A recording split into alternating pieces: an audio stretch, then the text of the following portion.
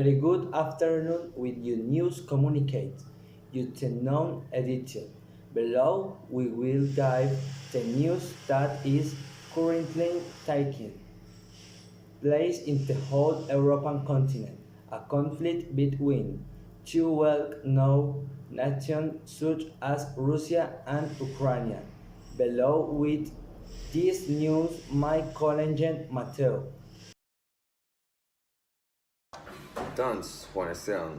And we are facing an eventual military invasion of Ukraine by Russia, as the Western powers have warned, keeps alarm bells ringing in view of the international impact that this possible warlike action would entail.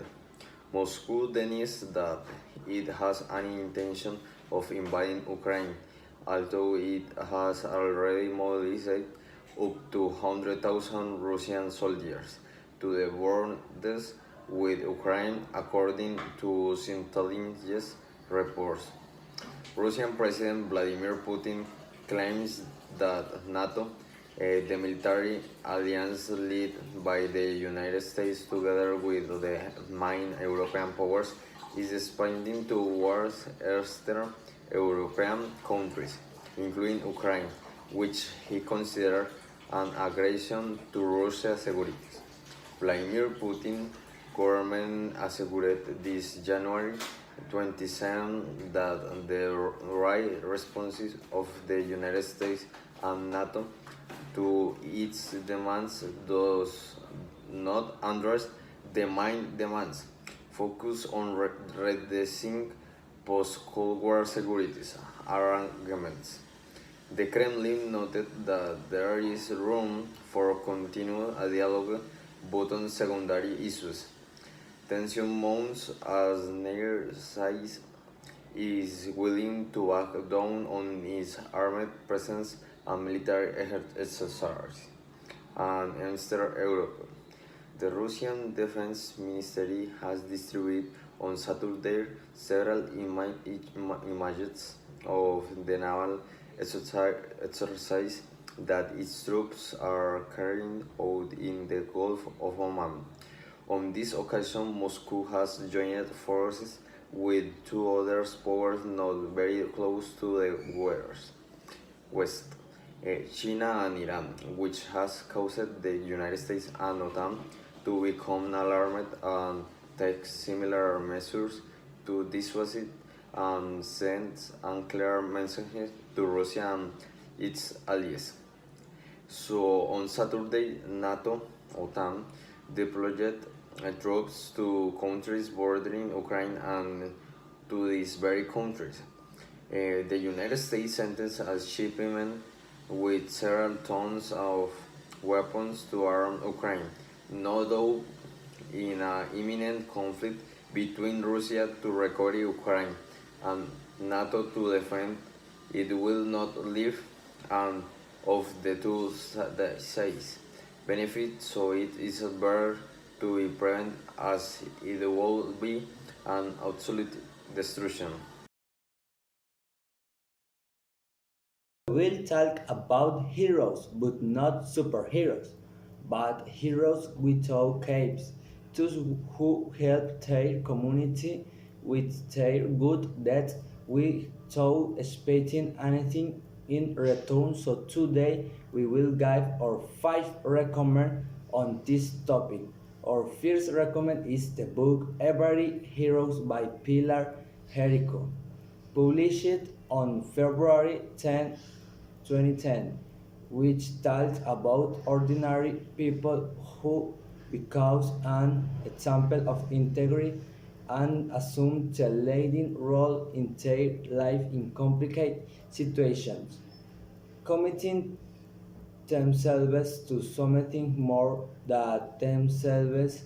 They are those who move forward despite difficulties instead of dwelling on complaints or regrets. People of who take advantage of extreme situations as a launch pad for transformation and exert a positive influence on their environment.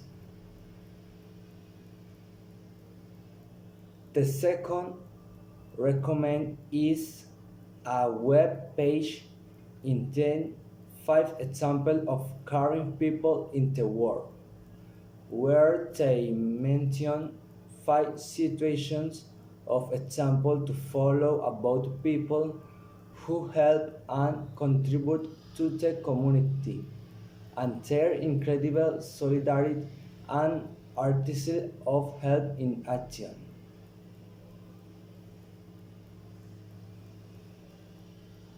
Our third recommendation is a video on how to help our community in the current situation of the pandemic, with different actions that we can do to collaborate with our community.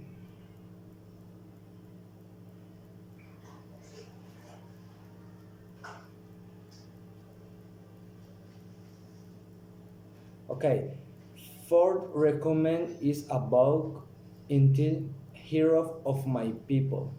This book is part of a great exercise in which children and young people from the Afro-Colombian communities of Cauca and Nariño identify some of the most important characters in their communities to portray them to through writing and drawing. The result is 6 life stories of everyday heroes whose story had never been told except by word of mouth.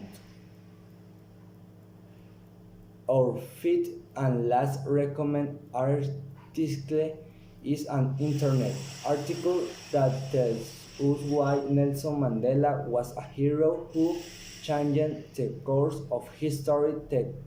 The charismatic former South America president became a symbol of hope and the triumph of the human spirit.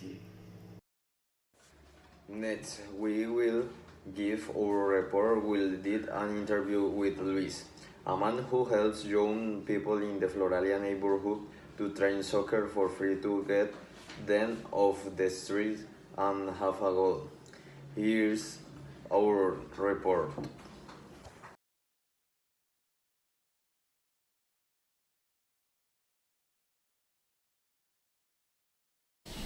We continue with more news today. We will talk with our hero of the Floralia community who through sport and financial aid from the government has done a wonderful job of maintaining and caring for the field Cayet Las Americas. Also help young people and children to get away from drugs and the street through wonderful sport such as soccer. Below my Agudelo company with the interview. This is Mateo. Here I am at this moment on a phone call with Luis, since Luis is not in the city for personal reasons, and we are going to ask him a series of questions. Luis, who feels to be considered a hero for the community? Luis, ¿qué se siente ser considerado un héroe para la comunidad? La verdad, muchísimas gracias por considerarme un héroe para mi comunidad. Gracias, me parece algo grandioso y espectacular. Why do you do this for the community? ¿Por qué, Luis? ¿Por qué haces esto por la comunidad? Lo hago para ver más bonito el barrio y sobre todo ayudar a los niños y jóvenes a alejarlos de las calles por medio del deporte. Además, por eso soy entrenador de fútbol y me parece un maravilloso deporte. Okay. What a beautiful job. Tell us more about this. Qué bonita labor. Cuéntanos más de esto. Tengo varios años siendo entrenador de fútbol y he tenido muchos casos de jóvenes perdidos con dificultades por culpa de la calle y gracias al deporte ahora son grandes personas con un maravilloso futuro. Claro también que no es fácil mantener la cancha en gran estado, se requiere mucho tiempo y una buena administración. Oh, thank you very much, Luis, for giving us this interview. We continue with Mateo. Marvelous word of Luis. We thank him for everything and for this interview.